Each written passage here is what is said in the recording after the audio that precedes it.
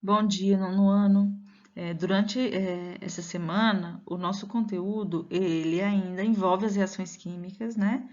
Porém, o que nós veremos agora é a representação e o balanceamento de reações químicas, tá bom? Então, vamos lá. Bom, pessoal, aqui a novidade nas orientações é que vocês podem imprimir o material, tá? Mas eu preciso que vocês leiam todo o material com muita atenção, tá? Até no livro também, na página 76 e 77, vocês devem fazer a leitura. E é muito importante que vocês assistam essas duas videoaulas que eu deixei aqui, tá bom? São duas videoaulas curtas sobre o assunto que a gente vai ver e que está explicando de uma maneira muito fácil como que funciona esse balanceamento de reação química. Tá? Que é um assunto que talvez, assim, no início, ele gere, sim, uma certa dificuldade em vocês, principalmente por a gente estar tendo que trabalhar, assim, longe, né, de forma online. Mas que é fácil, tá? Só preciso que vocês se esforcem, leiam tudo com muita atenção, que assistam as videoaulas, tá? Que dá tudo certo aí para vocês e para mim também, né? Que eu preciso que vocês aprendam. Então, equações químicas e balanceamento de equações. As reações químicas podem ser representadas por equações químicas. E as equações químicas representam, por meio de símbolos, as transformações químicas. Nelas estão descritos os compostos que reagem, né, que são os reagentes, suas quantidades e o estado físico em que se encontram, né? Se encontram no estado sólido, líquido ou gasoso. A lei de conservação das massas, proposta pelo químico francês Lavoisier, que a gente já viu na aula anterior, né? É o fundamento por trás do balanceamento das equações químicas. Então, quem está por trás do balanceamento de equação química é o Lavoisier, tá? O princípio dele. Durante uma reação química, os átomos participantes não são criados nem destruídos.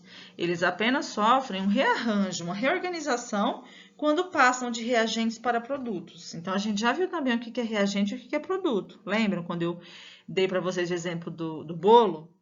Né? Então, todos os ingredientes do bolo, antes de eu misturar, são reagentes. Né? E quando eu misturo tudo e coloco para assar, que eu tenho o bolo pronto, eu tenho um produto. Né? Por esse motivo, dizemos que a quantidade de átomos antes da reação, que são os reagentes, deve ser igual ao número de átomos no final, né, que são os produtos, respeitando aí a lei de Lavoisier. Quando isso ocorre, a equação química está balanceada. Então, quando uma equação química está balanceada? Quando o número de átomos dos reagentes é igual ao número de átomos do produto, tá? Bom, esse trechinho aqui eu fotografei do livro de vocês, mas como vocês têm o livro aí em mãos, vocês podem acompanhar, tá?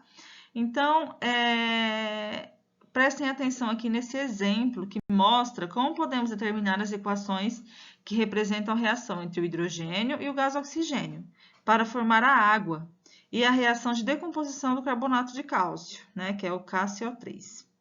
Então, vamos lá. Em uma equação química, os reagentes e os produtos são expressos por suas fórmulas e seus respectivos estados físicos. Reagentes e produtos são representados à esquerda e à direita de uma seta, respectivamente. Então, vamos lá. Os reagentes, eles ficam de um lado e os produtos e o produto do outro. Então, por que eu tenho aqui, ó, 2H2 e o G ao lado? Porque eu estou falando de um gás. Mais O2 com o G também ao lado. Por que o G? Porque eu estou falando também de um gás. Tanto o O, que é o oxigênio, quanto o H, que é hidrogênio, são dois gases. E que produto é gerado no final?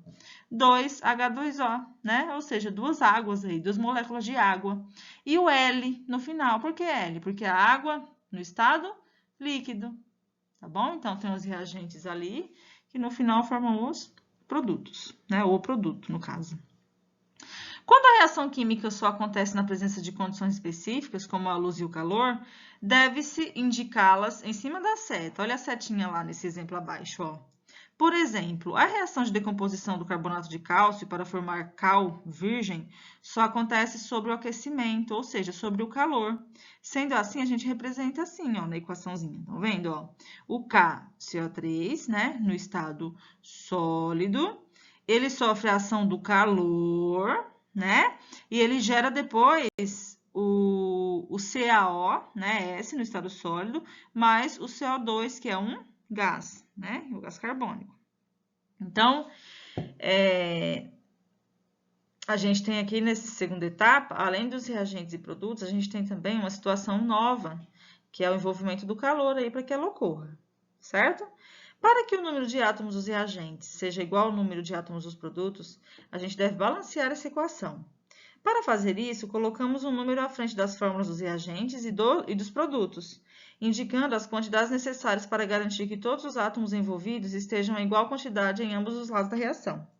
Esse número é chamado de coeficiente estequiométrico. Tudo isso aqui, pessoal, está sendo explicado na videoaula que eu deixei o link, tá bom? Na reação de decomposição do carbonato de cálcio, os átomos envolvidos estão na mesma quantidade em ambos os lados da reação. Nesse caso, a reação não precisa de nenhum reajuste, tá? Não precisou fazer reajuste nessa reação de decomposição no segundo exemplo nosso aqui. Por quê? Porque eles já estão na mesma quantidade em ambos os lados. Na sequência, eu vou mostrar para vocês como que funciona na prática o balanceamento, tá bom? No quadro a seguir, os coeficientes estequiométricos da reação de formação da água foram ajustados.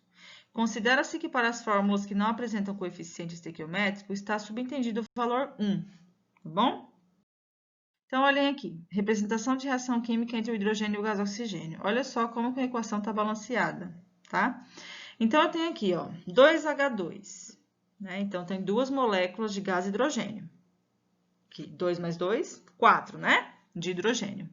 Mais uma molécula de O2, que é uma molécula de gás oxigênio, que nada mais é do que, se é O2, eu tenho 2 átomos de oxigênio, né? Então, os reagentes aqui na minha primeira parte, eu tenho 4 átomos de hidrogênio, reagindo com 2 átomos de oxigênio. Tá, então esses são o reagente. Então, quem é o produto final?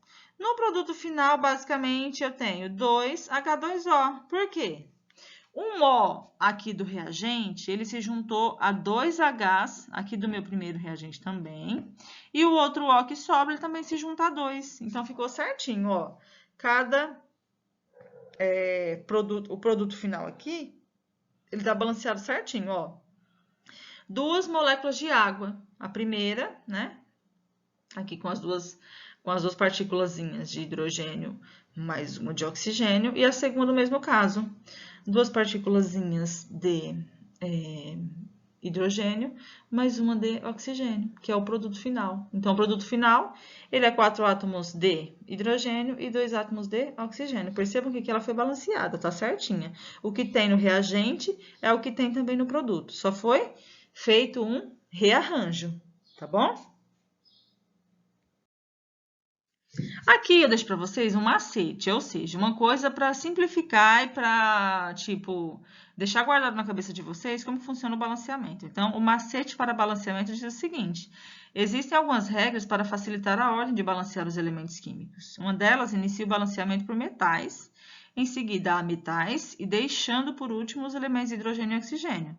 Para isso, é só vocês terem ao lado aí na hora de fazer o balanceamento uma tabela periódica e ver a classificação do elemento. Então, no exemplo aqui, para essa equação aqui, ó, Na2CO3 mais HCl, que são os reagentes, eles têm como produto o NaCl mais o H2O mais o CO2. Então, qual é o macete para balanceamento? A sigla desse macete é macho. Por que macho? Primeiro, eu vou balancear os metais, depois os ametais, depois o carbono, depois o hidrogênio e, por último, o oxigênio. Hidrogênio e oxigênio sempre ficarão por último, tá, pessoal?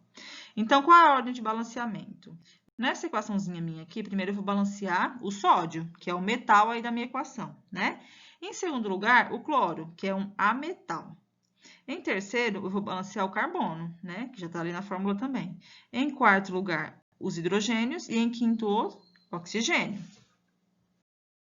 Então, no balanceamento aqui da equação, como vai ficar? Então, primeiro ele começou com o metal sódio, depois ele foi no ametal, e por último ele balanceou certinho aí, ó, como ficou cada uma delas, tá?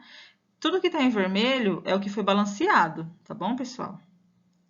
E a equação balanceada no final fica assim. Se vocês conferirem por partes, tá assim, o que tem de um lado tem do outro também. Então, tem o passo a passo aqui ao lado, leiam com atenção, tá?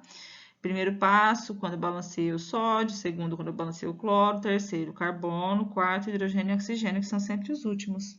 Leiam com muita atenção, tá? Para que vocês não tenham dúvidas. Agora aqui, o cálculo da massa de reagentes de produtos. Então, a proporção estequiométrica em uma reação química se reflete na proporção da massa de reagentes de produtos. Por exemplo, a reação de 4 gramas de gás hidrogênio, que é o H2, com 32 gramas de gás oxigênio, que é o O2, produz 36 gramas de água, que é H2O. Por que 36?